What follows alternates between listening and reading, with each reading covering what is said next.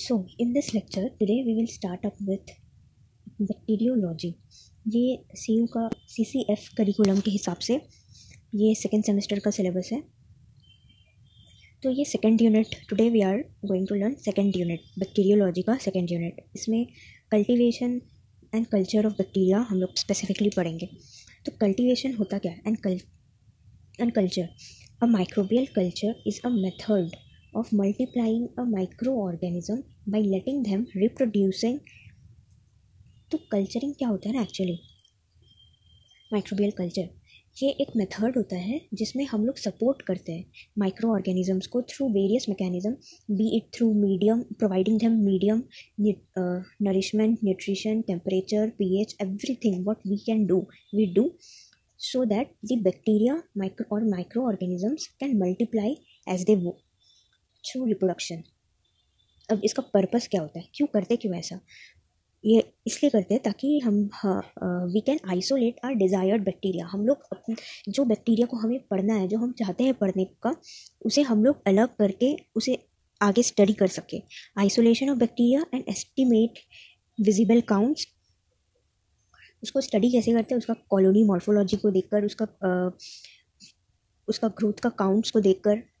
There are various things जो मैंने यहाँ इंक्लूड नहीं किया। तो पर्पस यही होता है to see the morphology, to estimate the counts. ये आप लोग यहाँ पे ऐड कर सकते हैं मॉर्फोलॉजी,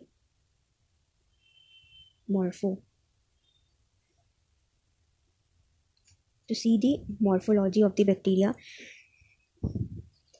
अब कैसे, किस तरीके से हम लोग बैक्टीरिया का ग्रोथ को आगे बढ़ा सकते हैं। What are those mechanism? By providing the medium. As I said, अब मीडियम 3 तरीके का होता है पूरा, natural medium, semi synthetic medium and synthetic medium. As its name depicts, natural medium क्या होता है? नेचुरल मीडियम कल्चर मीडियम है जहाँ पे कल्चर करते हैं हम लोग बैक्टीरिया को, उसको रिप्रोड्यूस और उसका नंबर, उसका काउंट को बढ़ने में मदद करते हैं। It is a culture medium of which exact chemical composition is not known. तो ये नेचुरल है, तो हम अब जाहिर सी बात है, अगर हमसे जितना भी होगा हम लोग उसका पूरा एस्टिमेशन, जितना भी इंग्रेडिएंट्स उसमें है वो सब हम लोग जितना हो सकता है वो हम लोग निकाल लेंगे, पर फिर भी कुछ ना कुछ छूट जाएगा। तो ये नेचुरल मीडियम ऐसा मीडियम होता है जो नेचुरली पाया जाता है और उसका एग्जैक्ट केमिकल कॉम्पोजिशन भी कैन नॉट डिपिक्ट, जैसे मिल्क, यूरिन एंड ब्लड। अब सेमी सिंथेटिक ये भी कल्चर मीडियम होता है of which chemical composition is partially known. इसका केमिकल कॉम्पोजिशन कुछ पता होता है और कुछ नहीं पता होता है, जैसे पोटैटो, डेक्सट्रोज, अगर। और फिर है सिंथेटिक मीडियम जो खुद ही हम लोग 110% हम ही लोग बनाते हैं। Media is composed of substance that are chemically known, mineral glucose जैसा हो गया। अब टाइप्स ऑफ मीडिया, अब we have divided the media on the basis of consistency.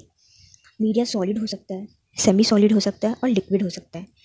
You might have seen in your lab जहाँ पे तुम लोग grow करवाते हो बैक्टीरिया को पेट्री प्लेट के ऊपर अगार को सॉलिडिफाई करके। तो it is like a solid, it is a solid, not like, it is a solid media. 2% अगार होता है फॉर कॉलोनी मॉर्फोलॉजी। इसका एग्जाम्पल क्या होगा? न्यूट्रिएंट अगार या फिर ब्लड अगार।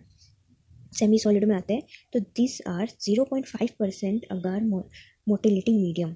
इसमें 0.5% अगार ही होता है, इसीलिए दीज आर सेमी सॉलिड, पूरे तरीके से सॉलिड नहीं होता है। इफ़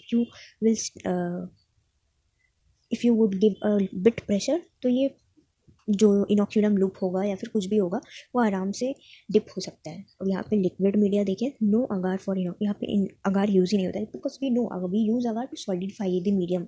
नो अगार, ये एक पॉइंट तो यही हो जाएगा, यहाँ पे कोई अगार होता ही नहीं है for inoculum preparation. Blood culture and nutrient broth किसी में भी नहीं होता है, कोई अगार यूज़ ही नहीं